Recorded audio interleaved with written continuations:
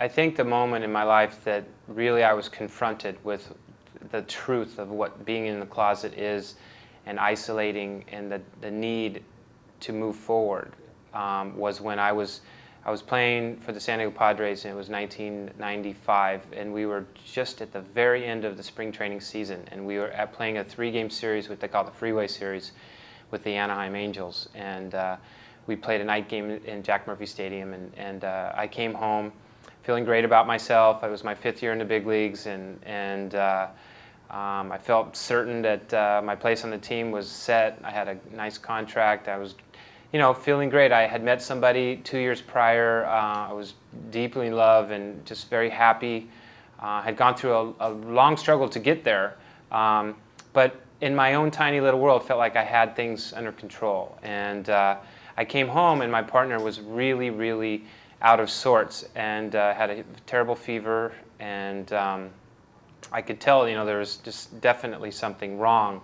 And kind of fumbling through the bathroom, trying to figure out what I should do. I gave him some water, took his temperature, and his temperature was 106 degrees. And I called the doctor, and he told us to go to the emergency room. And really, for the first time at that point, I was really confronted with what it means to live openly, and the obstacles that the gay and lesbian community are confronted with in just day-to-day living. And it started because I could not get him admitted to the emergency room. I had left the house in haste because his temperature, he was profusely sweating, he was barely coherent, and I did not bring any of his insurance information. And the hospital that the doctor had advised us to go to was about 20 miles from my house, so we made a long drive to get there, and I wasn't going back to get anything. So then they asked me if I was his family, and I was so closeted. I was a well-known player in that area, and I said, well, sort of, we're close family friends, and that was like a warning sign to I don't have the authority to make a medical decision for this person, and there's really nothing that they can do.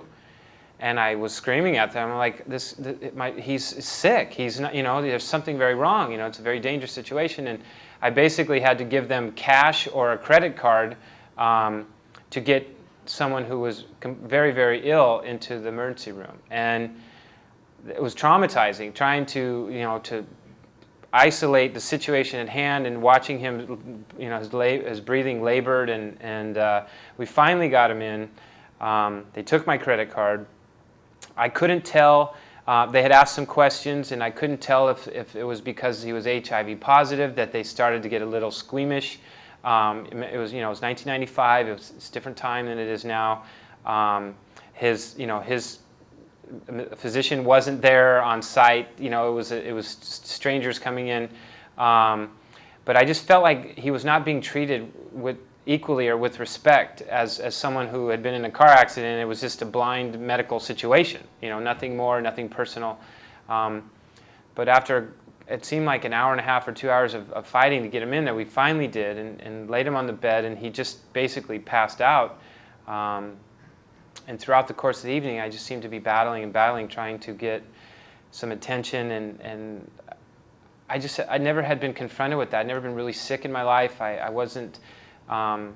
never felt comfortable around doctors. I always had the best medical attention, because when you're in the big leagues, they come to your house. It's a different world in the regular medical environment, unfortunately. And it seemed like late into the morning, about 4 in the morning, he just was not doing well. And they finally gave him an injection that they said would calm him down. And about 45 minutes later, he went into cardiac arrest, and he was flopping up and down on the thing, fighting for air.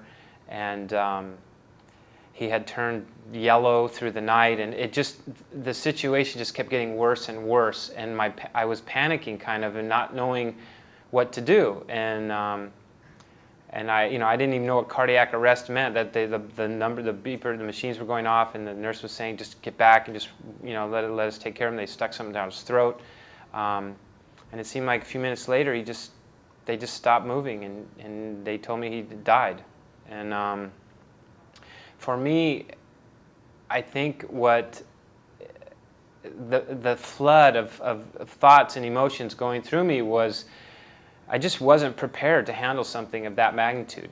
for me. And I didn't know whether to be sad or angry or fight or throw something, or I kept trying to ask the nurse, what do you mean? I mean, is it really, really true? Is this happens? And I think, kind of like summing the situation up, it was almost 6:30 in the morning. I had been up for practically 24 hours, looking at the person there wheeling away to go to the coroner's office I had left my wife for. I had met 3 years before. I'd changed my whole life. I was never confronted my sexuality until I was in my late 20s, and went through a long, marriage that was frustrating and difficult, and it just seemed like everything was gone. Whereas just a few hours before, I felt like I had the whole world in my hand, and I realized that how alone I felt.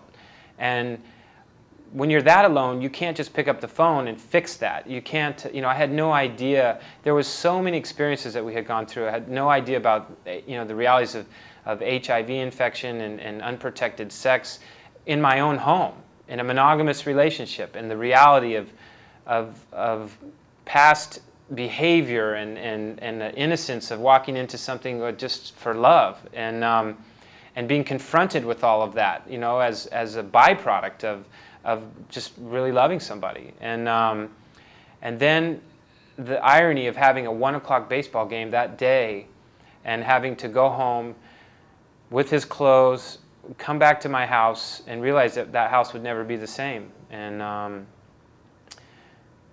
get dressed and, get ready to go to the park and just pretend the denial of my life, of what's important to me, to walk into the clubhouse 5 hours later and pretend like it was just another day at the yard,